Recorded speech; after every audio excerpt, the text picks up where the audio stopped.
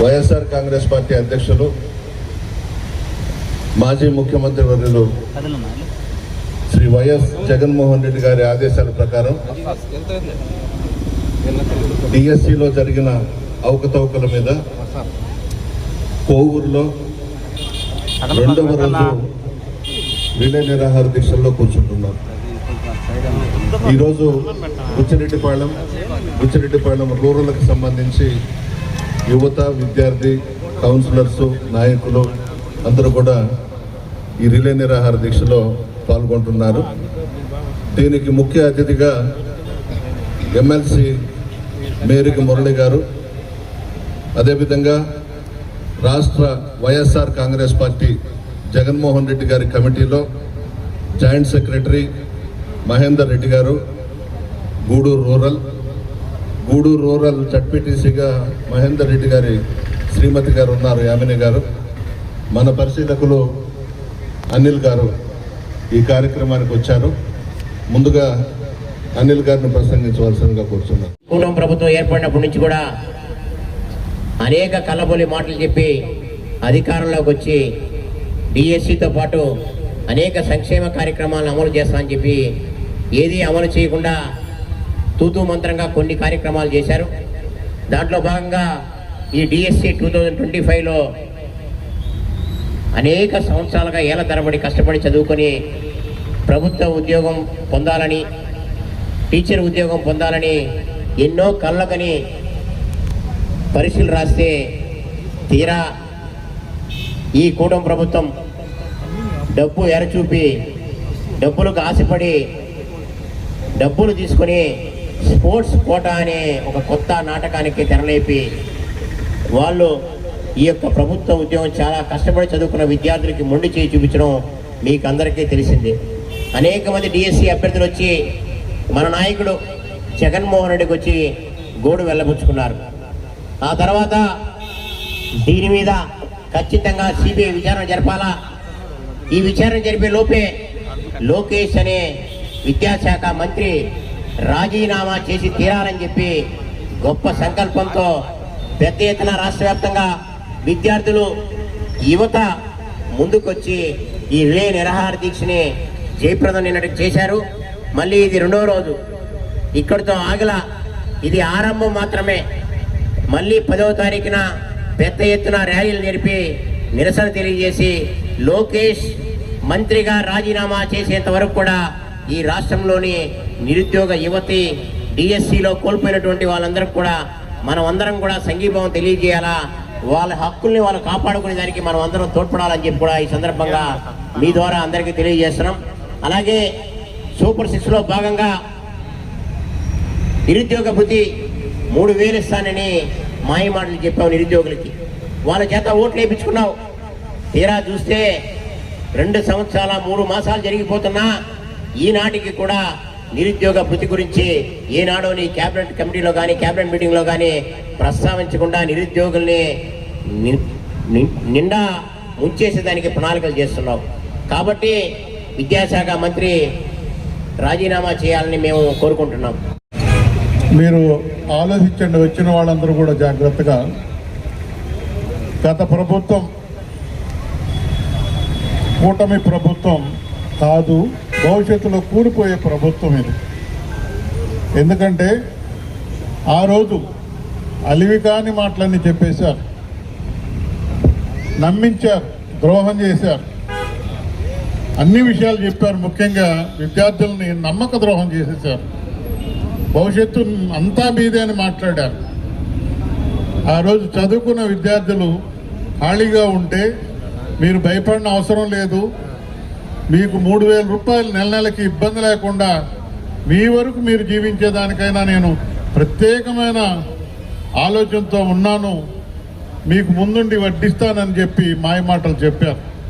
ఎక్కడ పోయింది నిరుద్యోగుల గురించి చెప్పిన మాటలు? ఎప్పటి నుంచో చెప్తున్నారు మీరు, ఎక్కడికి పోయింది మీకు? తర్వాత చదువుకుంటున్న బిడ్డల మీద పడ్డారు. ఏ రకంగా మోసం చేశారు? వస్తానే నేను ఎలక్షన్ ముందే సంతకం పెట్టినట్టు నటించారు. వస్తావు, రావడమే తొందర, రావడమే మీకు ఉద్యోగాలు, ఎన్ని అర్హత ఉంటే అన్ని ఉద్యోగాలు ఇస్తానని చెప్పారు. మీరు విశ్లేషించండి. ఈరోజు మరి టీచర్స్ ఎంతమంది కావాలి, ఎన్ని వేల మంది కావాలి, మీరు ఎంతమందికి నోటిఫికేషన్ ఇచ్చారు?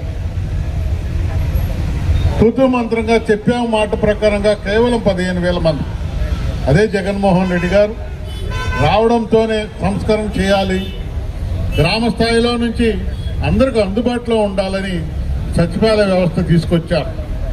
తీసుకురావడమే కాదు, నిబద్ధతగా ఎక్కడ ఎవరు కూడా ఏలెత్తి చూపలేని విధంగా రిక్రూట్మెంట్ చేశారు. భవిష్యత్తుకి చదువుకున్న భవిష్యత్తుకి ఇంచుమించు 1.5 లక్ష మందికి చక్కటి అవకాశాలు కల్పించారు. కంపేర్ చేద్దాం, తెలుగుదేశం చెప్పు మాటలు, కూటమి చెప్పిన మాటలు, మరి జగన్మోహన్ రెడ్డి గారు ఇచ్చినటువంటి మాటలు గతంలో ఏ రకంగా నిర్వర్తించుకుంటూ ముందుకెళ్తూ వచ్చారు.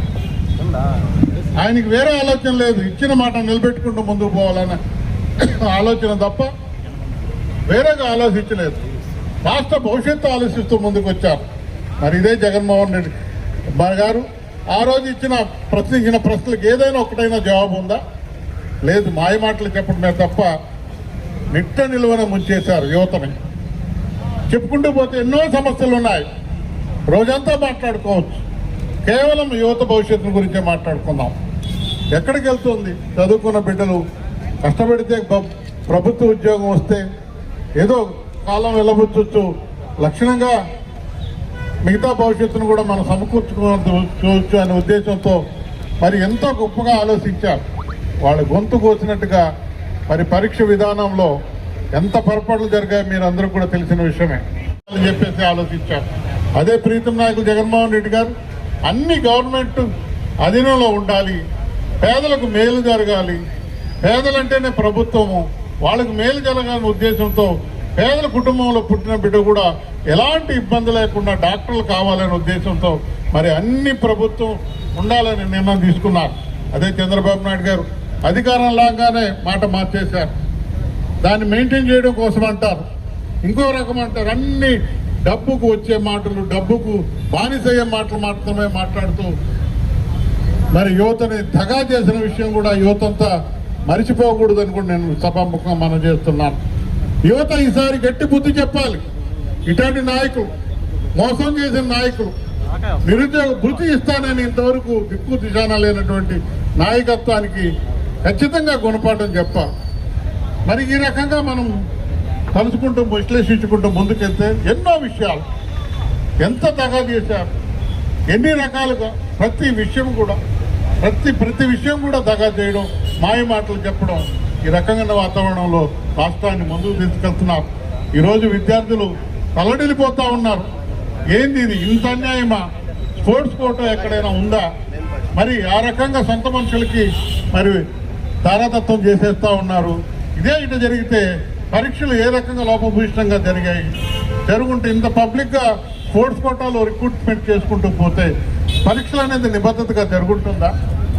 ఏ రకమైన ఆలోచనతో, భయభ్రాంతులతో నిరుద్యోగ విద్యార్థులు మరి ముందు భవిష్యత్తు కోసం ఏ రకంగా బాధపడుతున్నారో అందరూ మనసున్న తల్లిదండ్రులందరూ కూడా ఆలోచించాలి. విద్యార్థులే కాదు, విద్యార్థి అన్నదమ్ములు ఆలోచించాలి, తల్లిదండ్రులు ఆలోచించాలి, తాతావులు ఆలోచించాలి. అందరూ కూడా కుటుంబం అనేది ఎక్కడో పోతుంది, ఎప్పుడైనా భవిష్యత్తు ఉంటుందా?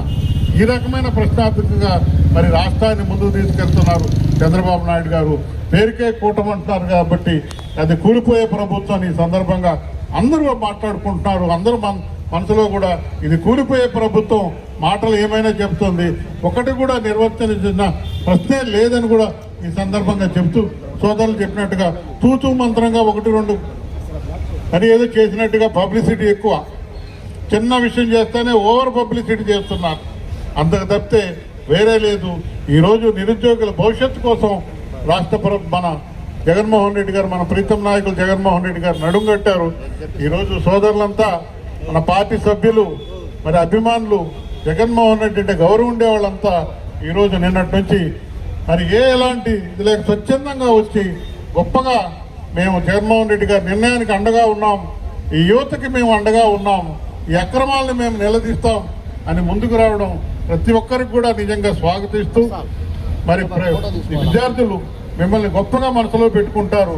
వాళ్ళ కోసం మీరు పడుతున్నటువంటి మరి ఆలోచిస్తున్నటువంటి ఈ విధానాన్ని ప్రతి విద్యార్థులు కూడా మనకు ఎవరు అంత అండగా చేసింది లేదు. మన కోసం ఆలోచించే పార్టీ జగన్మోహన్ రెడ్డి గారి పార్టీ. కూటమి ప్రభుత్వం ఏర్పడినప్పటి నుంచి అవినీతి వాళ్ళ స్వలాభం తప్ప ప్రజల గురించి పట్టించుకున్న పాపానికి పోలేదు. ముఖ్యంగా చూసుకుంటే ఏ కార్యక్రమం చేసినా ముఖ్యంగా వీళ్ళ భూముల చుట్టూ రోడ్లు వేసుకోవడం, రాజధాని పేరు చెప్పి వీళ్ళ భూముల్ని డెవలప్ చేసుకోవడం తప్ప మనకి ఏమీ జరగలేదు. ముఖ్యంగా ఈరోజు నిరుద్యోగ యువతకి డిఎస్సి అనే ఒక చిన్న అబద్ధం చెప్పి కోట్ల రూపాయలు వసూలు చేసుకున్నారు. ఈ ప్రశ్నాపత్రాలు అమ్ముకున్నారు. అదేవిధంగా గతం 2012 ఉమ్మడి ఆంధ్రప్రదేశ్లో 2% ఉన్న రిజర్వేషన్ ని ఇప్పుడు 3% చేశారు. ఆ శాప్ చైర్మన్ ఎవరయ్యా అంటే ఆయన ఇంట్లో వాళ్ళ కుటుంబానికి సేవ చేసేవాడికి శాప్ చైర్మన్ ఇచ్చారు.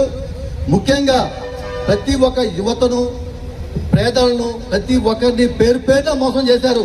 ఇంతకుముందు చెప్పారు సూపర్ 6 మేము జగన్మోహన్ రెడ్డి కన్నా మెరుగైన పరిపాలన చేస్తామని చెప్పారు. ఈ రోజు చూడండి, జగన్మోహన్ రెడ్డికి కూటమి ప్రభుత్వానికి ఏమైనా సంబంధం ఉందా? ఈ రోజు అభివృద్ధి అంటే ఆంధ్రప్రదేశ్ చుట్టూ జరిగింది. అది మనం చెప్పుకోలేకపోయాం. పోర్టులు కట్టాం, హార్బర్స్ కట్టాం, మెడికల్ కాలేజీలు కట్టాం, 1,30,000 ఉద్యోగాలు ఇచ్చాం. మనకు పబ్లిసిటీ తక్కువ. ఏ కూటమి ప్రభుత్వానికి పబ్లిసిటీ ఎక్కువ, పని తక్కువ. ఏ చిన్న కార్యక్రమం చేసినా కూడా ఇది మా ప్రభుత్వమే చేశారు. నిన్న పివి సింధుకి ఇచ్చినటువంటి భూమి శంకుస్థాపన మన జగన్మోహన్ రెడ్డి ఇస్తే శంకుస్థాపన అయిపోతే దాన్ని తీసుకొని మళ్ళీ నేను తీసుకొచ్చి పివి సింధుని మేమే తీసుకొచ్చి వైజాగ్లో ల్యాండ్ ఇచ్చామని చెప్పి ఒక అబద్ధాన్ని సృష్టించారు. జగన్మోహన్ రెడ్డి ఎప్పుడూ కూడా పేదల పక్షపాతి. ఎవరికైతే ప్రతిభ ఉందో వాళ్ళ ముందుకు రావాలనుకునే వ్యక్తి. అలాంటి వ్యక్తి ఈ రోజు రాష్ట్రంలో ఇటువంటి సంఘటనలు చూసిన తర్వాత ఇలాంటి ప్రభుత్వాన్ని జనాలు ఎన్నుకున్నారా? వీళ్ళకి మళ్ళీ కూడా మీరు పేరు పేరున ఏం అవినీతి జరుగుతుందో, ఏం జరుగుతుందో ప్రతి ఒక్కరికి చెప్పే బాధ్యత ప్రతి వైసీపీ కార్యకర్త పైన పెట్టారు. ఈ రోజు ప్రతి వైసీపీ కార్యకర్త, ప్రతి జనాలు చుట్టుపక్కల ప్రతి ఒక్కరికి చెప్పండి. ఈ రోజు గతంలో మన ప్రభుత్వం మనం ఏమేం చేశాం? ఈ రోజు మనం నిరుద్యోగ వృత్తి ఎక్కడి నుంచి వచ్చింది? ఇచ్చారా నిరుద్యోగ వృత్తి? ఎవరు ఇవ్వలేదు. అలా ప్రతి ఇది ఒక్కటే కాదు, ఏ కార్యక్రమానికి కూడా సూపర్ 6 అని పేరు చెప్పారు కానీ సూపర్ 6 అంతా ఫ్రాడ్. ఏ 1-2 కార్యక్రమాలు చేసి ఈ రోజు చెప్తారు మేము సూపర్ 6 అన్ని చేసేసాం, మేము చాలా అద్భుతంగా పరిపాలిస్తున్నాం అని ప్రతి ఒక్కరూ చెప్తారు. ఈ నారా లోకేష్ అయితే నోటికి అడ్డు ఆపు లేకుండా మాట్లాడతాడు. ఫస్ట్ ఈ స్కామ్ లో మొదటి ముద్దాయి నారా లోకేష్. దీనిపైన సిబిఐ ఎంక్వైరీ చేయాలి. నారా లోకేష్ ని అరెస్ట్ చేయాలి. రాజీనామా కాదు, అరెస్ట్ చేయాలి. ఎందుకంటే ఈ రోజు యువతని, వాళ్ళ కళల్ని అన్ని కూడా ఆడుకున్న వ్యక్తి. గతంలో మీరు చూడండి ధర్మేంద్ర ప్రధాన్, ఈ రోజు జంజీవార్ ఢిల్లీలో చూస్తే దేశం మొత్తం అట్టుడికింది. అదే విధంగా మళ్ళీ ఇంకో జంజీవార్ ఇక్కడ వచ్చింది. ప్రతి ఒక్కరూ కూడా మీ కూటమి పరిపాలన ఎలా చేస్తున్నారో చూస్తున్నారు. మీకు తగిన టైంలో తగిన బుద్ధి చెప్పడానికి ప్రతి ఒక్క యువత ముందుంటారు. యువత ఇంకనైనా మేల్కోండి. కళ్ళబొల్లి మాటలు నమ్మి ఈ రోజు ఒక కూటమి ప్రభుత్వాన్ని ఎన్నుకున్నారు. వీళ్ళకి బుద్ధి వచ్చే విధంగా సోషల్ మీడియా వాడండి. మీకు మొదలుపెట్టి అన్యాయాన్ని ఇప్పుడు డిఎస్సి ప్రతి ఒక్కరికి అర్హులైన ప్రతి ఒక్కరికి అన్యాయం జరుగుతుంది. ఏదైనా స్పోర్ట్స్ కోటా, ఆ కోట, ఈ కోట అని చెప్పి వాళ్ళకి సంబంధించి జీవోలు అవి తీసుకొచ్చి వాళ్ళ దగ్గర నాయకులకి, వాళ్ళ పార్టీ కార్యకర్తలకి, వాళ్ళకి సంబంధించిన వాళ్ళకి మాత్రమే ఉద్యోగాలు ఇవ్వడం జరుగుతుంది. ఇది ఏంటంటే నేను ప్రశ్నిస్తే ప్రతి ఒక్కరిపైన కేసులు పెట్టి స్టేషన్లో పెట్టడం జరుగుతుంది. ఇలాగే నీటికి సంబంధించి కూడా పేపర్ లీక్ అయితే ఇది కరెక్ట్ కాదు, మళ్ళీ ప్రాసెస్ స్టార్ట్, మళ్ళీ ఎగ్జామ్ రీకండక్ట్ చేస్తున్నామని చెప్తున్నారు. ఈ ఎగ్జామ్ రీకండక్ట్ చేస్తున్నారు కరెక్టేనో, మాకు ఎలక్షన్స్ ఇవి ఫెయిర్ అనిపించలేదు, మళ్ళీ రీకండక్ట్ ఏమైనా చేయగలరా అని చెప్పి ప్రభుత్వాన్ని కోరుతున్నాను. అలాగే ఇప్పుడు కుమార్ రెడ్డి గారికి మొట్టమొదటిగా నా అభినందనలు తెలుపుతున్నాను. ఇవాళ మనం దేశంలో చూసాము, విద్యార్థులు ఎంతగానో కష్టపడి జనజీవ పోరాటం చేసి మనం సాధించుకున్న హక్కులు చూసాము. అదేవిధంగా మనకి జగనన్న ఆంధ్రప్రదేశ్లో మనకు కల్పించిన ఈ ఏపీ జన్జీ వార్ అనేది చాలా గొప్ప అవకాశం విద్యార్థులకి. దీనికి స్వచ్ఛందంగా విద్యార్థులే వచ్చి పాల్గొనడం చూసి ఓర్వలేక రకరకాలుగా మాట్లాడుతున్నారు. అంటే డిఎస్సి లీకేజీలు ప్రశ్నిస్తే గంజాయి బ్యాచా, జై కొడితే వాళ్ళకి ఉద్యోగాల ఎక్కడి ప్రభుత్వం దీన్ని ఖచ్చితంగా మేము సాధించుకుంటామని ఈ లీకేజీలు ఫీజు రియంబర్స్మెంట్ అడిగితే దానికి గంజాయి బ్యాచ్ అంటారా? అదే మేమందరం గంజాయి బ్యాచ్ లాగా కనపడుతున్నామా? యువకులమండి, నిరుద్యోగులమండి, మేము పొట్ట కాలి అడుగుతున్నాము, మా హక్కుల కోసం మేము పోరాడుతున్నాము. మాకు గొప్ప అవకాశం కల్పించిన ఏపీ జంజీ వారిని మేము అంతగానో ఉపయోగించుకుంటూ స్వచ్ఛందంగా ప్రజలు ఈరోజు విద్యార్థులు కానీ నిరుద్యోగులు కానీ నిరుద్యోగ వృత్తి అడిగితే తీసుకొని గంజాయి బ్యాచ్ అని చెప్పి కేసులా జై కొడితే మీకు వాళ్ళకి ఉద్యోగాలా? దాన్నే కదా మేము ఈరోజు నిరూపించడానికి ఇంత ప్రయత్నం చేస్తున్నాము. దానికోసమే కదా ఏపీ జంజీ వారు తీసుకొచ్చాము. అంటే మీకు జై కొట్టిన వాళ్ళకి ఉద్యోగాలు ఇస్తున్నారు. దాంట్లో అవకతవకలు తెలపమనే కదా మా విద్యార్థుల కోరిక. దీన్ని ఒక్కసారి మీ దృష్టికి తీసుకురావడానికి ఇంత గొప్ప అవకాశం నాకు ఇచ్చిన పెద్దలు నల్లబరెడ్డి ప్రసన్న కుమార్ రెడ్డి గారికి మనస్ఫూర్తిగా నా వందనాలు చెప్తాను.